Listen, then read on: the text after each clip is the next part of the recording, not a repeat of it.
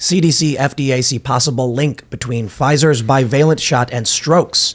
The agency said the surveillance signal is very unlikely to represent a true clinical risk and said they will continue to recommend the vaccine. So this obviously has a lot of people worried. You knew what the tell was. It was when the number one thing Republicans were lobbying for were immunity protections and liability protections for the vaccine manufacturers. I mean, you knew at the very beginning this was going to be an issue because they had to lay out all of their immunities and protections. And because YouTube was censoring anybody who brought that up. How are you still on YouTube?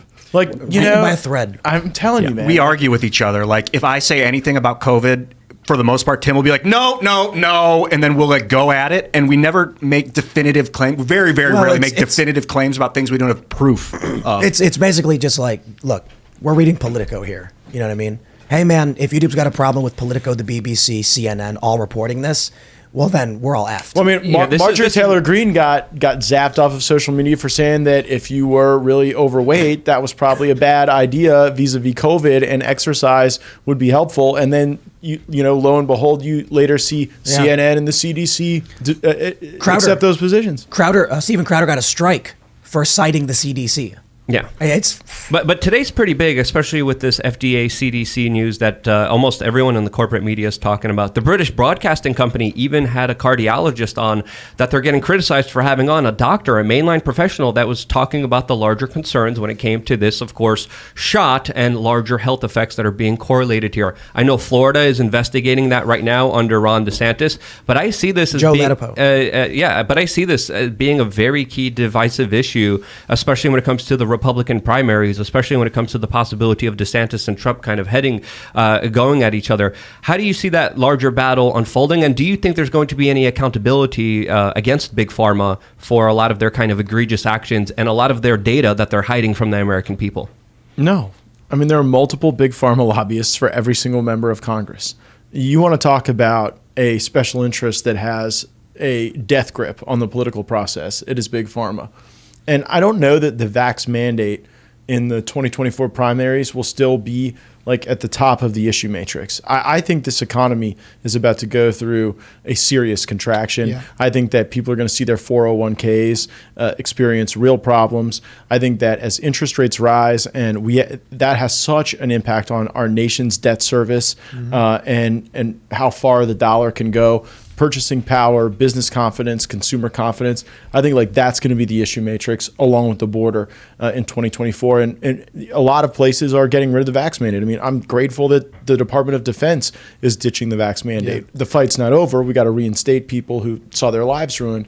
But I don't see it being a big. Yeah, you still need a vaccine to enter the United States if you're not a citizen. You need one to go to. So tomorrow I'm on CNN. I'm on Smirkanish's show. So I was going to come into the studio, do the shtick there, and they're like, produce your vaccine, your booster. No were you triple boosted? Did you get a booster this morning? Do you have a negative test? And I'm like, I'm not doing any of that stuff. So I've got to shoot the segment remote. But then every time I see like my Republican colleagues now on set in the studio, I'm like, we had on the Krasensteins the other day. They're Democrats. And I asked them if they thought the economy was good, fairly good, bad. And they said somewhere between fairly bad and fairly good. And if you look at the polling, the plurality of people, the majority think it's fairly bad or worse. 40% say very bad. Mm-hmm. So we got the story about Joe Biden and the documents in his garage. Meanwhile, it's like $9 in some places for a carton of eggs. You know, milk is really expensive. I think the average person, when it comes to the issue matrix, like you're mentioning, is just sitting there wondering why cabbage costs $7. Yeah, I mean, I looked at the little head of cauliflower that we got at the grocery store. Like the shrinkflation is real as well. And we were talking before we went live just about how silly I think like the archivist disputes are. Like I said in September, probably every one of these presidential, vice presidential libraries and think tanks in America is out of some sort of technical compliance with the Records Keeping Act. And for my constituents who have to drive a long way to work and are looking at gas prices, who if you want to buy a used car today, I mean, good luck. I mean, I don't know if you want to drive them or bronze them after you get them based on how much you have to pay. The housing market, rent being up so high. I mean, already we made it where millennials can barely afford to buy a house.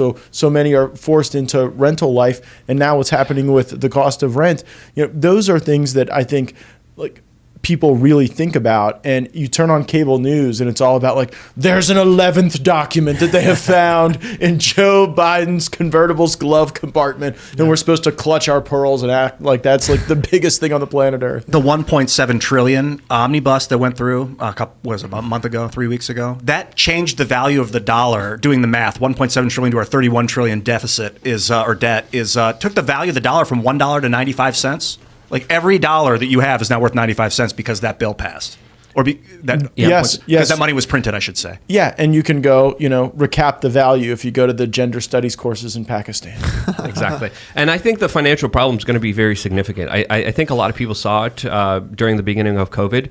I personally was calling it out, but we still haven't seen the full ramifications of it. There's going to be a lot of responsibility when it comes to printing so much money, spending so much money that we don't have. What are you seeing down the pipeline? How do you think this is going to unfold? Some people are saying in the corporate media that this is going to be just a little temporary recession. I don't think so myself. How do you see it unfolding? Yeah, it seems as though we haven't yet paid the full price in jobs for what we've done to the dollar. And you're starting to see that with, all the what I call the hoodie layoffs, right? All the tech companies laying off people by the thousands, but now we're starting to see it in the productive sectors of the economy too, in manufacturing, in agriculture.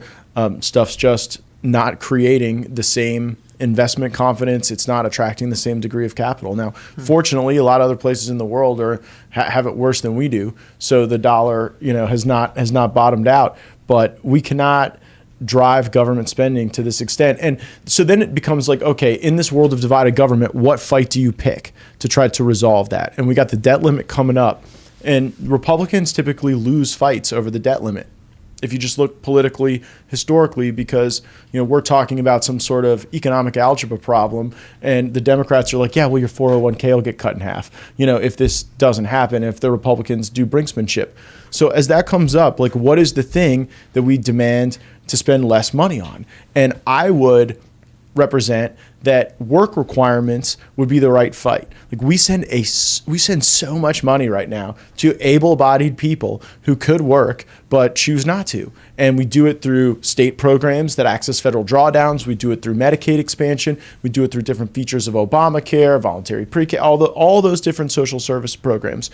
And if you had work requirements in order to access those for able-bodied people, then I think that would be anti-inflationary. That would reduce some of the mandatory spending and the entitlement spending. And I think people could get that, right? As opposed to just like trying to walk everybody through an economics pie chart as the Democrats are accusing us of brinksmanship. So with the economy tanking, can you please give us some insider congressional trading tips, please? So that's, by the way, another area where the populist right and populist left should work together. I do not believe that members of Congress should trade individual stocks. Yeah. We have information that other people do not. And we have the ability to impact how various companies do based on the types of programs we authorize or that we pull. Yeah. And so it's just crazy to me that was ever allowed. And you're talking about, big tech bills and like potentially breaking up Facebook. And just imagine if you're about to even vote on that. And then you go and get put options on Facebook. That's not a hypothetical. That happened. I mean, we had bills that were moving through the Judiciary Committee that passed out of the Judiciary Committee that broke up big tech, and we were all getting ready for them to come to the floor. And on the dip, Paul Pelosi bought a bunch of those stocks. Wow. And then guess what? Guess what, Tim? They never fucking came to the floor.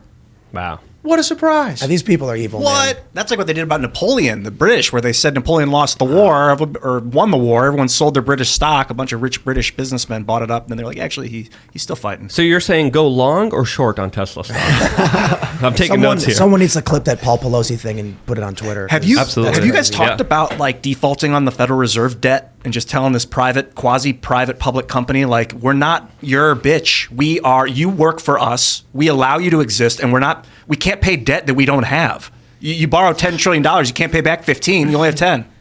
We ain't got it. We take a post-dated check. Yeah, because we're talking about like where are we going to get the money for the debt ceiling thing? Like, what about we just don't pay the Federal Reserve? I would never want to be your landlord. Like, you know what? The answer is I don't have it. I'm all about small business, but I do feel like it's like, how do I get this parasite out of my brain without killing myself? The Federal Reserve, like it's in our system right now. It has been in control since 1913. But like what? And they had one job.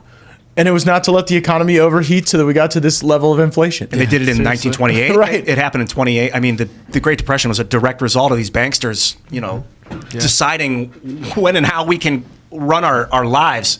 So does that ever come up? Do you guys talk a lot about the Federal Reserve and breaking it up, or just Congress taking control of the monetary supply? Well, in our lifetime, you've seen Congress devolve more power than it has claimed.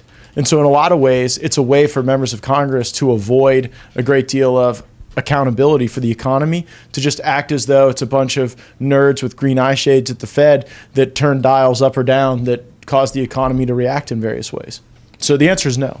Damn. And it's because they don't want to get stuck with the bag if and when the economy actually does crash. Right. I think that's reprehensible, because that's one of the sole jobs of Congress is to protect the monetary supply. Well, and instead you get the $1.7 trillion Omni, which is why this fight we had this last week matters, because it's only ever going to be the way it's going to be until you force change and until you use the leverage you have. Thanks for watching this clip from the Timcast IRL podcast. Hang out with us live Monday through Friday at 8 p.m. and become a member over at timcast.com for uncensored, members-only shows exclusive. Thanks for hanging out, and we'll see you all next time.